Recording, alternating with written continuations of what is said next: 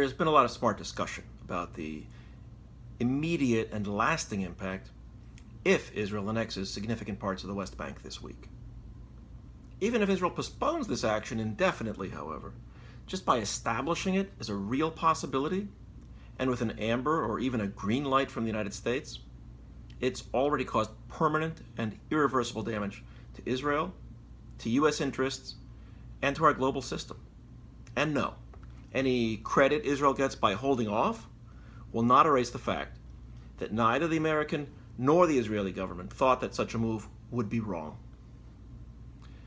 Israeli Prime Minister Netanyahu has already crossed the line, regardless of whether he actually goes forward or not. And most Israelis either support it or don't seem to object strenuously. This is the summer of Black Lives Matter. Dispossessing the Palestinians now, even saying that it would be okay to do, more than has already been done, will be equated with the discrimination and the objectification of African Americans that's been protested around the world. Even now, as I speak, it's being protested. And that identification, that equation has already been made. Remember, when Israel won its dramatic victory against Arab armies in 1967, that fit right in with the civil rights narrative that was sweeping the United States. In 2020, the liberation and equality narrative is on the side of the Palestinians.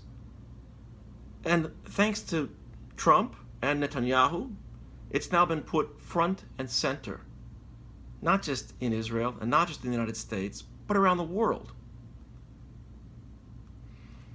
And Netanyahu will get some advantage from doing annexation or saying he will do annexation. It'll distract from his criminal trials that are already started.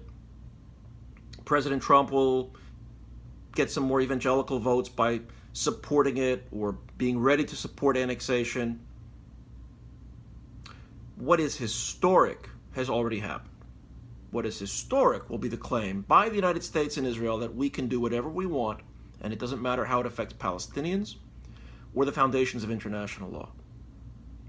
And by violating the principle against unilateral annexation of territory conquered by force, even in a defensive war like 1967, the United States is giving a big gift to Russia, which has invaded and annexed part of Ukraine, Crimea.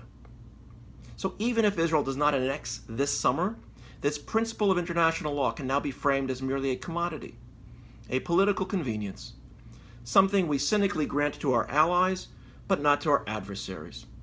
The Trump administration already opened this door by recognizing Israel's earlier annexation of the Golan Heights after the fact, which Israel also conquered in 1967.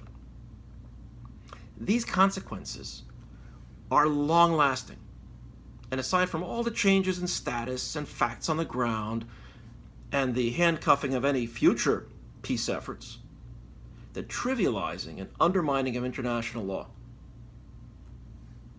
has made our international system overall less stable and less secure. We can mitigate that, we can compensate for that, but we can't undo it.